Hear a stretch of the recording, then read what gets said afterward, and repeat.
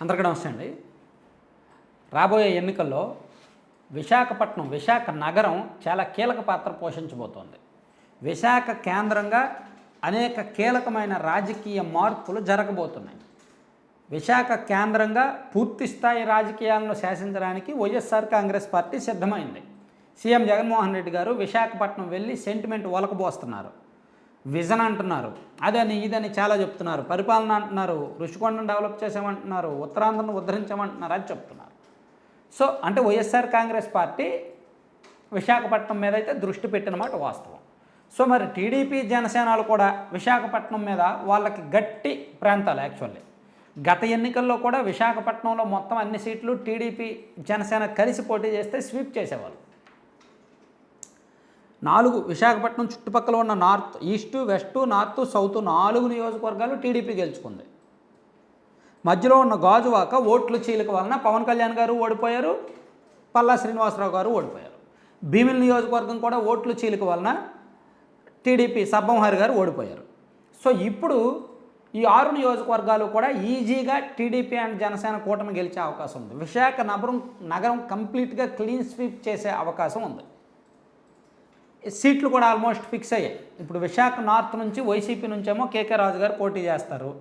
TDP కాదు, ఈ seat బీజేపీకి ఇస్తారు. విష్ణుకుమార్ రాజు గారు పోటీ చేస్తారు. దాదాపుగా ఇద్దరికి సీట్లు ఫిక్స్ అయినట్టే, లాక్ చేసేసుకోవచ్చు. ఇక విశాఖ సౌత్ నుంచేమో వైఎస్ఆర్ కాంగ్రెస్ పార్టీ నుంచి దాదాపుగా వాసుపల్లి గణేష్ గారే పోటీ చేస్తారు.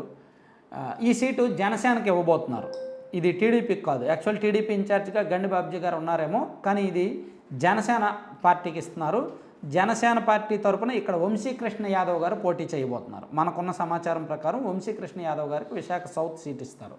ఇక ఈస్టు, వెస్టు ఆల్రెడీ టీడీపీ అభ్యర్థులు ఫిక్స్ అయ్యారు. వెస్ట్ నుంచి గణబాబు గారు, ఈస్ట్ నుంచి వెలగపూడి రామకృష్ణబాబు గారు. సో అక్కడికి 4 సీట్లు ఫిక్స్ అయ్యాయి. ఇక గాజువాక టీడీపీనే పోటీ చేస్తుంది. పల్లా శ్రీనివాసరావు గారు ఫిక్స్ అయ్యారు. ఇక భీమిలి టీడీపీ నుంచి ఆయన నెల్లిమర్లకు చెందిన బంగారు గారు పోటీ చేయబోతున్నారు. అంటే ఇక్కడ 6 నియోజకవర్గాలకు కూడా అభ్యర్థులు ఫిక్స్ అయ్యారు. ఇటు వైసీపీ కూడా ఈ 6 నియోజకవర్గాల్లో కూడా అభ్యర్థుల విషయంలో దాదాపుగా క్లారిటీ ఇచ్చింది. భీముల నుంచి అవంతి గారు పోటీ చేస్తారో లేదో డౌట్, కానీ మిగిలినవన్నీ కూడా క్లారిటీ ఇచ్చారు.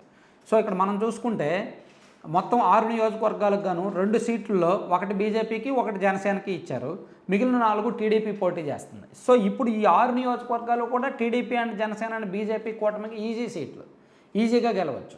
ఆల్రెడీ విశాఖ ఈస్ట్ టీడీపీ కంచుకోట, ఆయన వరుసగా 3 సార్లు గెలిచాడు, మంచి మెజార్టీలతో గెలిచాడు. ఇప్పుడు కూడా ఛాన్స్ ఉంది.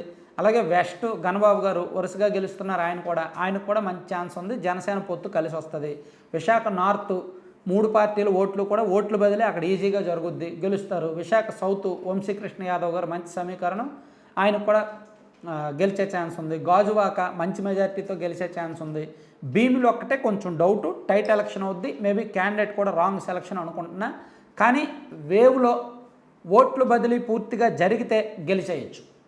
భీమిలి నియోజకవర్గం కూడా బంగారు గారికి ఇస్తే టీడీపీ నుంచి ఆయన కొంచెం కష్టపడాలి. ఇది చాలా పెద్ద నియోజకవర్గం కాబట్టి ఓట్లు బదిలీ పూర్తిగా జరిగితే జనసేనకు ఉన్న 25,000 ఓట్లు 30,000 ఓట్లు పూర్తిగా ట్రాన్స్ఫర్ అయితే అక్కడ టీడీపీ ఓట్లు కూడా అన్నీ పడితే ఆయన్ను నమ్మి బంగారు గారు వర్కౌట్ చేసుకునే దీన్ని బట్టి ఉంటుంది.